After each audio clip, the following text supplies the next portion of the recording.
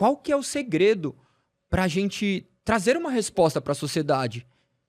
Porque a sociedade clama por uma resposta, mas eles também não querem ser a resposta. Legal. Nossa, tem tantas coisas para falar. Tem tantas coisas para falar. O que nos fez ficar firmes foi, então, a fé em Deus, foi um propósito muito claro.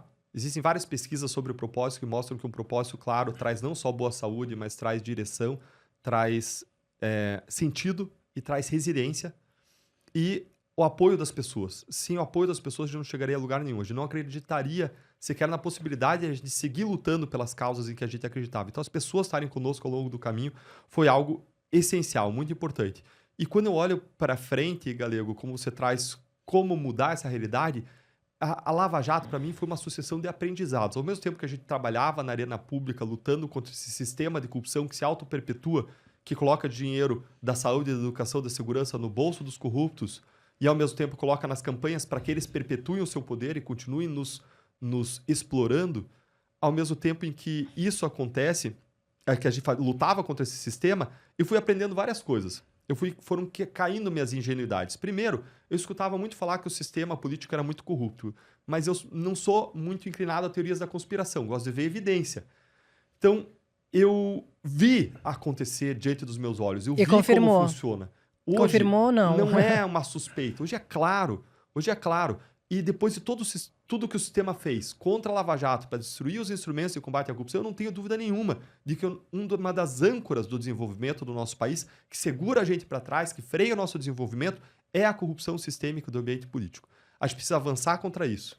Outras ingenuidades foram caindo sobre como funciona a grande mídia, outras ingenuidades foram caindo sobre como funciona a própria justiça, a cúpula da justiça. Antes eu achava que a justiça aplicava o direito. Hoje, para mim, eu vejo que claramente eles são políticos de toga no Supremo Tribunal Federal, no STJ. Em todas as esferas, né? Não é só ali, não. Começa de baixo, né? Nas altas esferas. Mas na primeira instância, não. Primeira instância são juízes técnicos, concursados, é outra pegada. Primeira, segunda instância é uma pegada.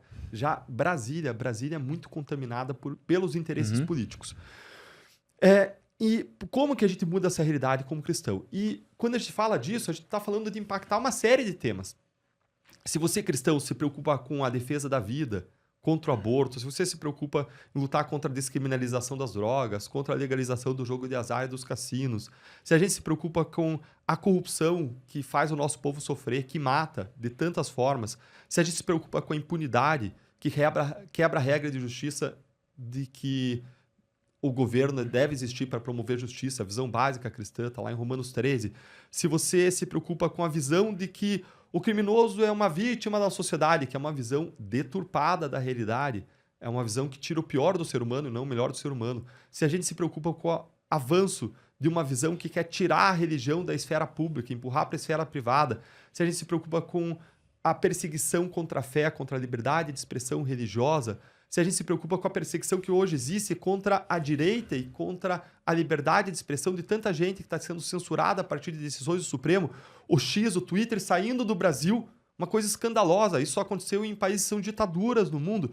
Se a gente se preocupa para todo mundo em relação a tudo isso, nós como igreja precisamos ser sal da terra, luz do mundo, também na dimensão política. Nós precisamos exercer a nossa cidadania também na direção da política para mudar essa realidade.